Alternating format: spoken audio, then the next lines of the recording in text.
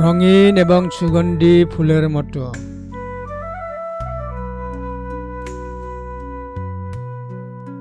মধুর শব্দ বাস্তবে অনুশীলনে সুগন্ধি হয়। ধম্মপদ 52।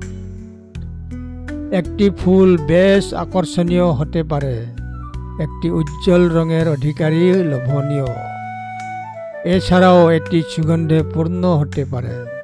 সুতরাং এটি সেই ব্যক্তি যিনি ভালোভাবে কথা বলেন এবং তিনি যা প্রচার করেন তা বাস্তবে অনুশীলন করেন।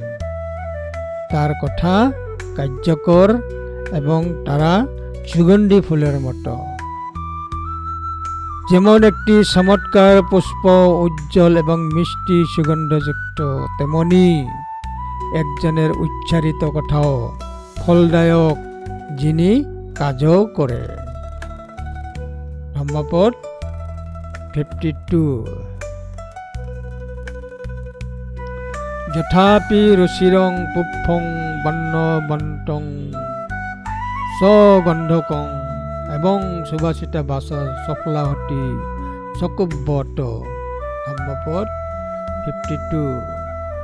যথাপি রুচিরং পুষ্পং বন্নবন্তং সগন্ধকং এবং সুবাসিতা বাসা সফলাহতি সকুব্বত। ধম্মপদ 52।